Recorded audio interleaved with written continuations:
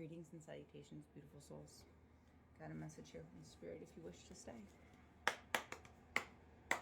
See what the fuck we need to know.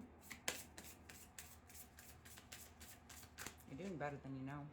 I mean, you're still here. You've survived 100% of all your challenges. You've, like all those nights that you thought would never end, you've survived. And you're thriving. You still have a kind heart. After all the shit you've been through, you still choose to be kind. You still choose love. You still have that hope. You still have that faith, even if it's the littlest itty bitty version of you holding onto a single strand of hope. Don't ever let that go. Don't ever let go of that hope. As someone who extinguished their own flame and was able to light that little smoke thing that shot back down to have a reminisce energy of what my original flame used to be, hold on to that hope. Because that little strand of hope was the only thing that helped get me through. I mean, along with a couple of other things, but like internally, if I didn't hold on to that little strand of hope foolishly, I wouldn't be here. Pure and simple. You're strong. And I know you're probably so tired of hearing that because you've had no choice but to be strong. You've had no choice but to endure. Because otherwise, like, you wouldn't be here. Other people wouldn't be here. That's just the way it goes. Whoa, shit. Compassion. Giving yourself compassion is going to be one of the biggest things. Giving yourself compassion, grace, apologizing to yourself, forgiving yourself, being gentle with yourself. Having compassion for yourself during this journey, for how you feel, for what you think and pain that you've gone through and how long it takes to heal. Healing is not linear. Grief is a fickle bitch. Grief is going to pop its head up whenever, and there's a lot of things that need grieving. We're in a very, very, very rough world. A lot of us have had our hopes and dreams fucking shot down, diminished, fucking incinerated, and then pissed on. And then told, oh, why the fuck aren't you blah, blah, blah. You know? Of course you know. Of course you fucking know.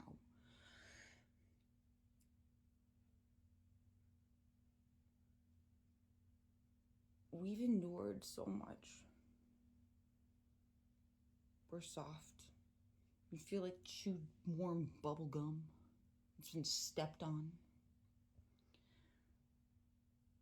And that's okay. It's part of the human experience. But telling yourself, get up! Why the fuck aren't you this? Why haven't you done that? I can't believe that. That's not gonna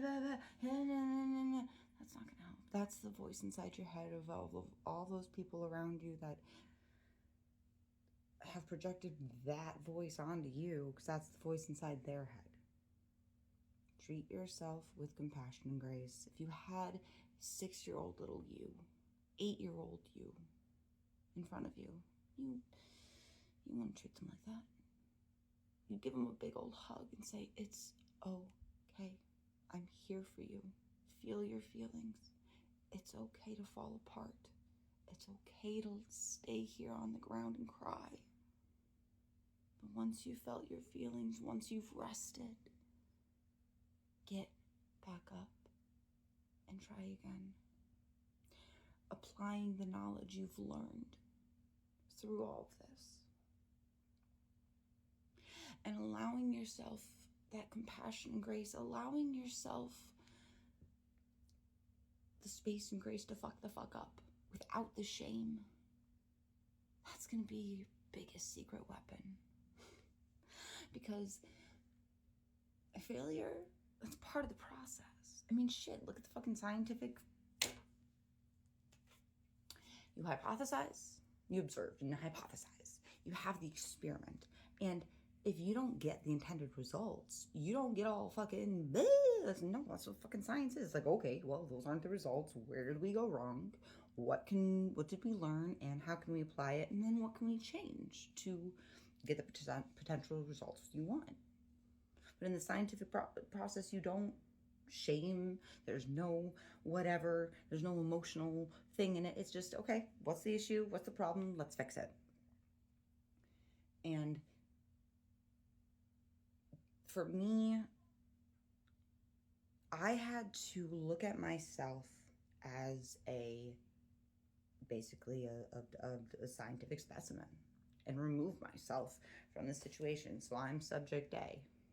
Subject A is going through A, B, and C. They feel blah, blah, blah, and they're not sure what to do. And in being able to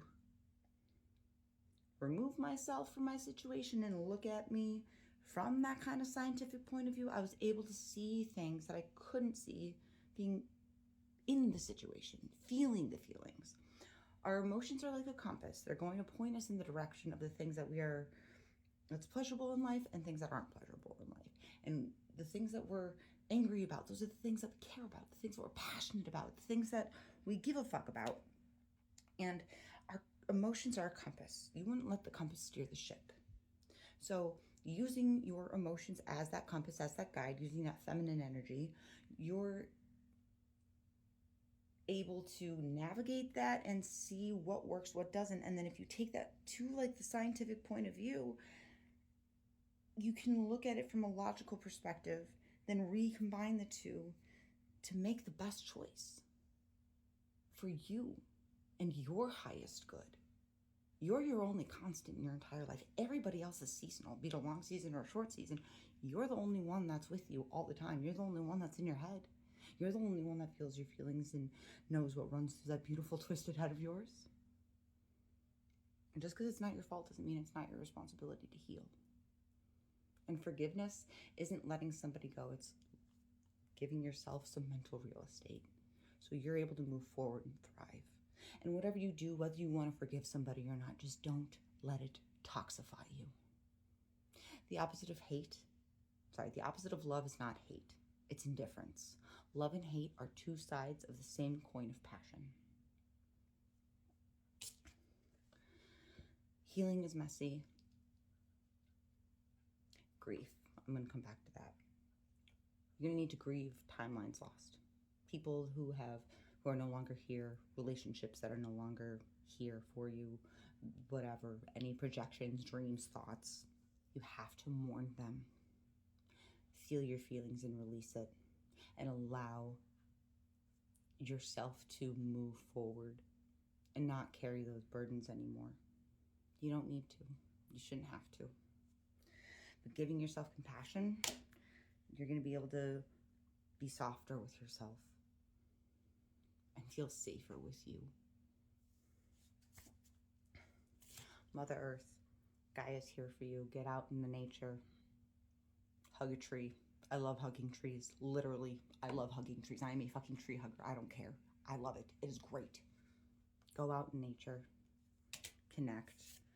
Your self-worth. You are inherently valuable because you exist.